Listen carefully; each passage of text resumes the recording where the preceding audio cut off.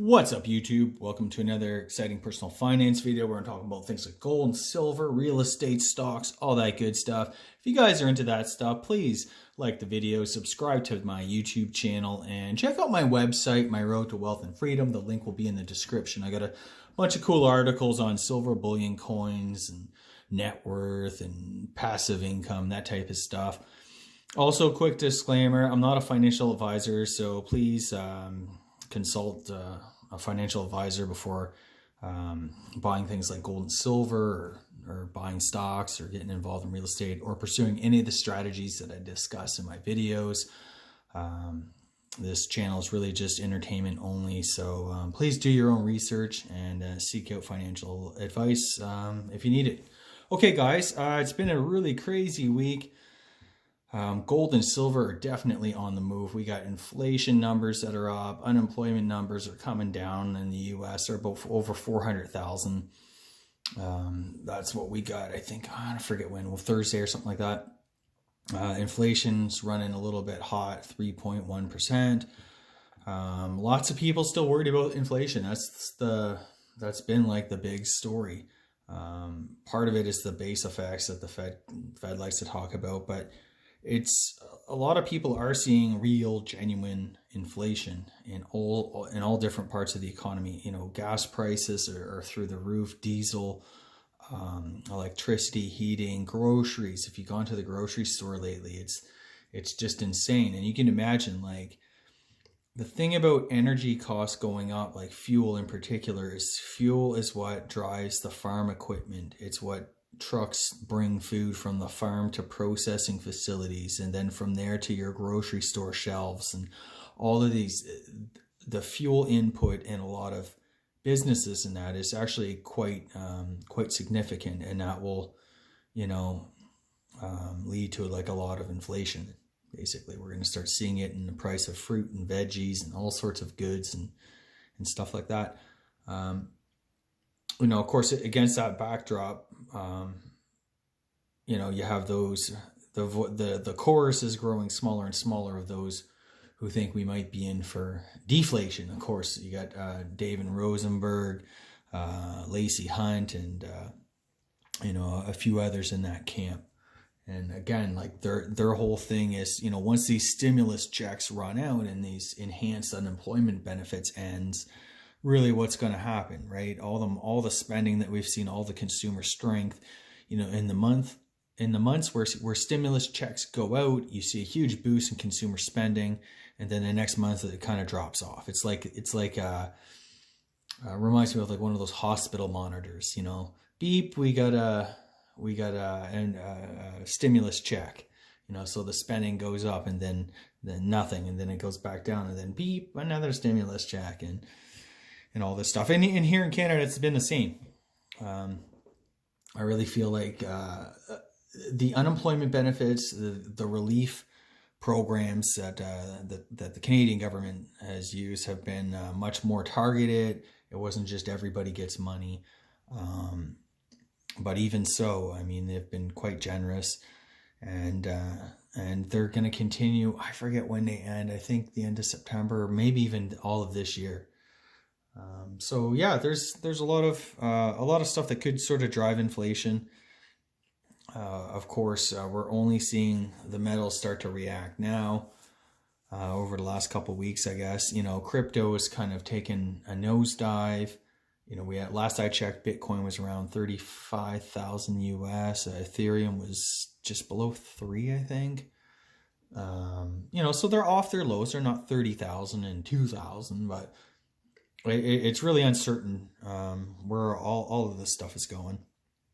But I've made a decision. I think I'm going to. I have a little bit of extra money this month, and I've been wanting to kind of shore up my metals position. So I'm thinking about picking up another one of these, which is a tube of 25 Canadian maples. I'm just going to open it up for you guys. You kind of see in there.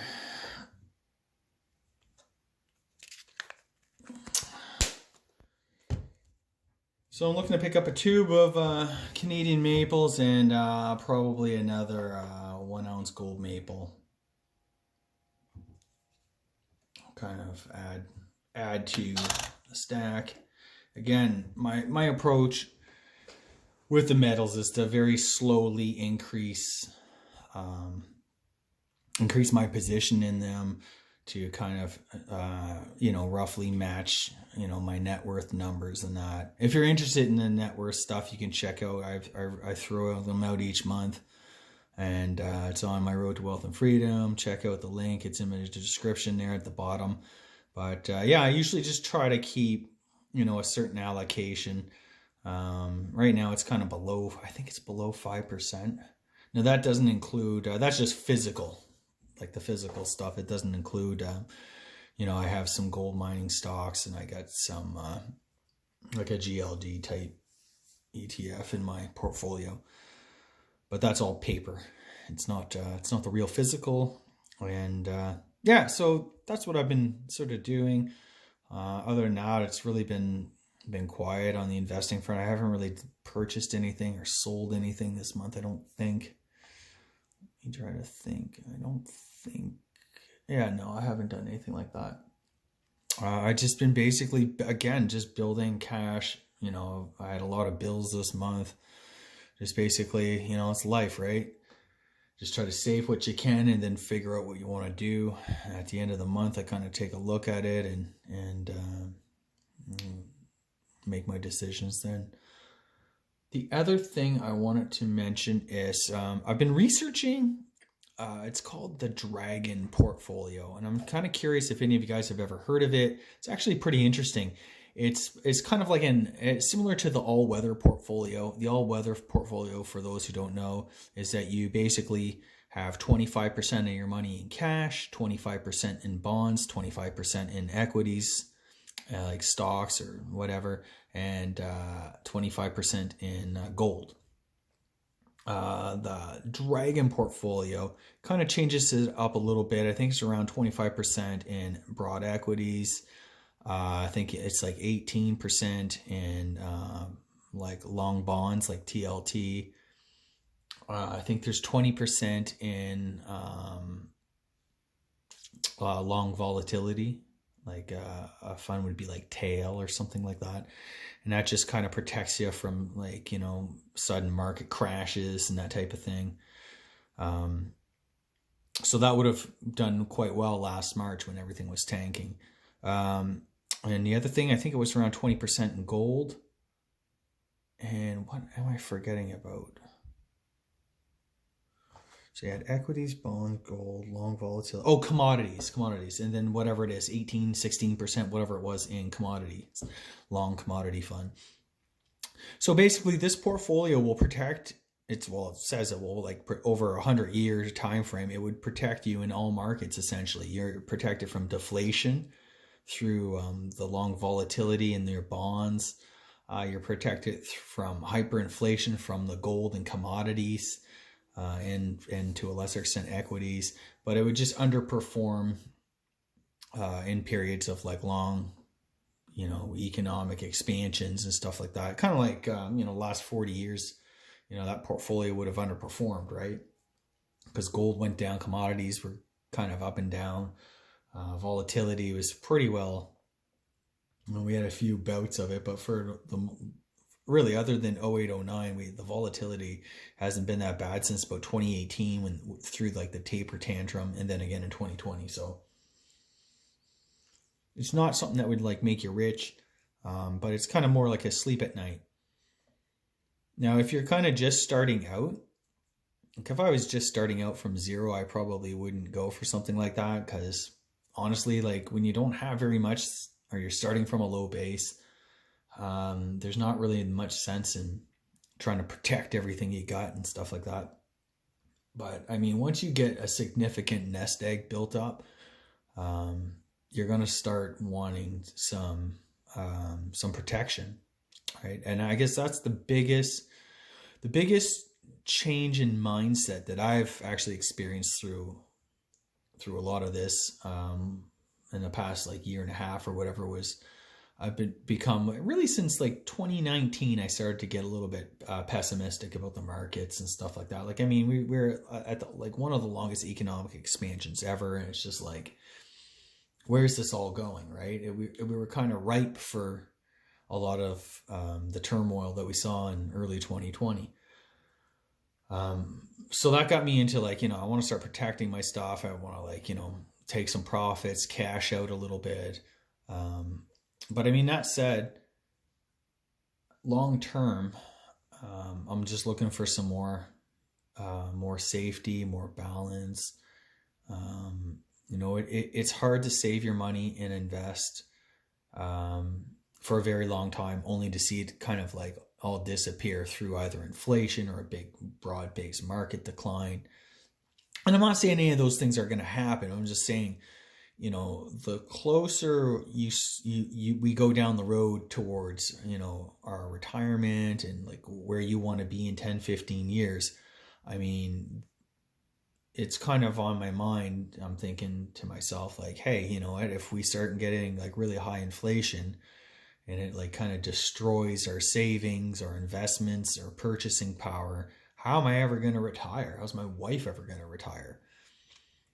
On the other hand, on the flip side, if we get like a 29 style crash, and I'm not saying that that's coming, but you don't know.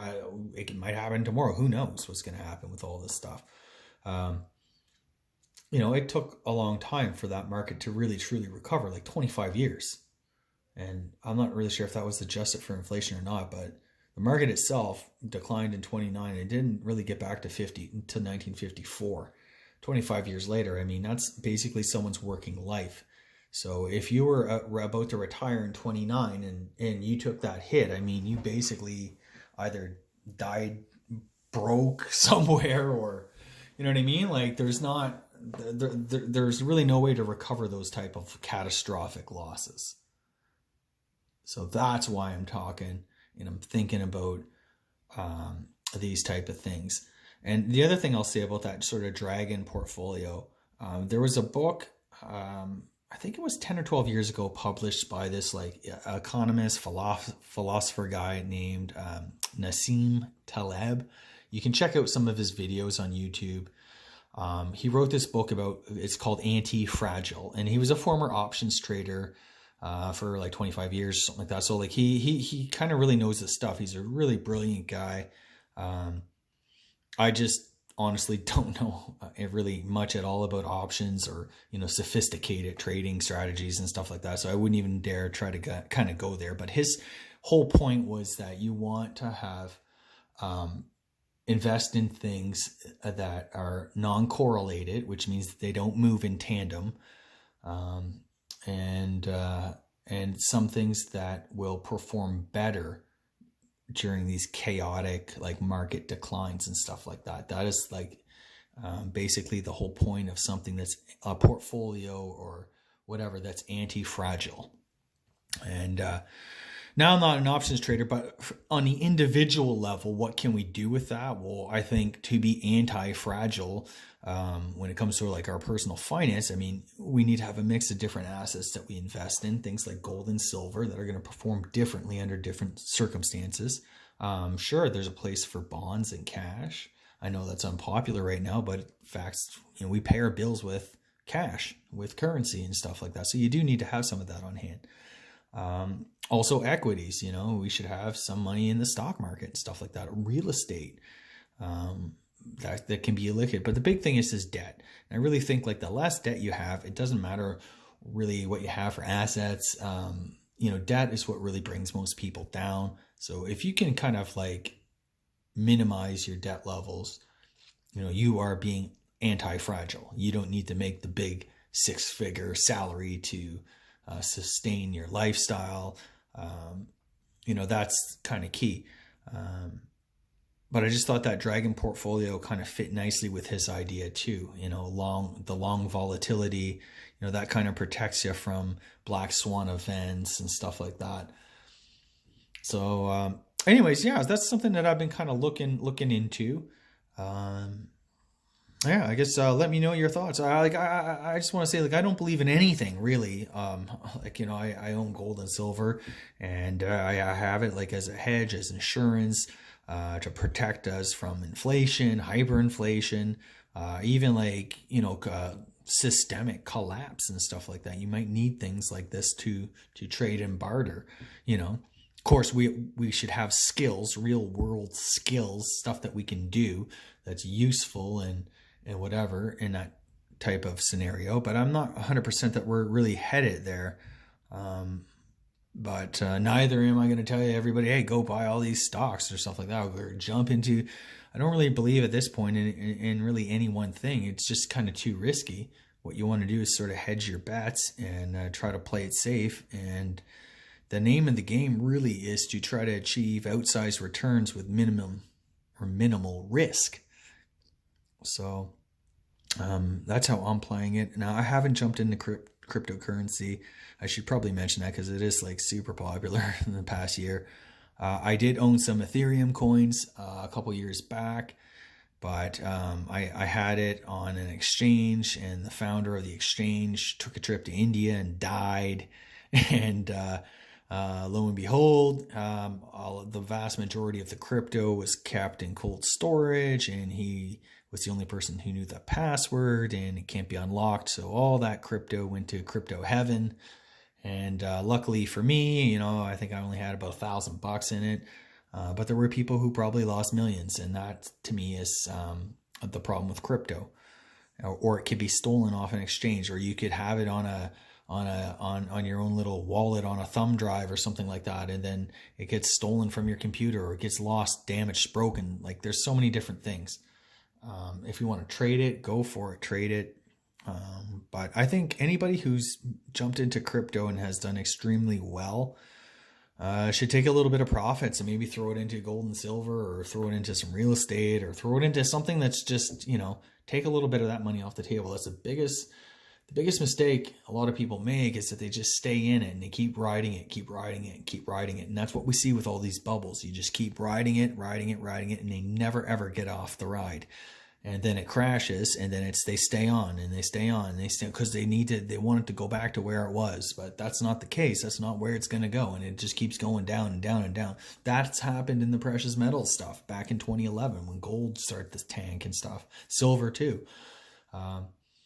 Nothing goes up forever. I guess that's the point. So you want to kind of diversify and kind of like, I guess rebalance is what I'm trying to say. Rebalance. Take a little bit of money off the table. If one thing does well, throw it into a different asset class altogether. That is basically will guarantee that you're always selling high and buying low.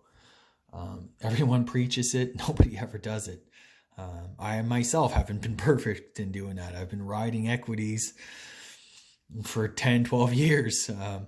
You know, I should have probably been picking this stuff up when it was super cheap. I bought a little bit, but not a lot. Certainly not what I'm buying now.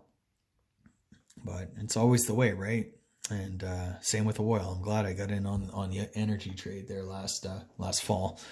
But anyways, that's it, guys. Hope you enjoyed the video. Please like the video, subscribe to my channel, and check out my website, My Road to Wealth and Freedom. The link is down there in the description. Have a great weekend.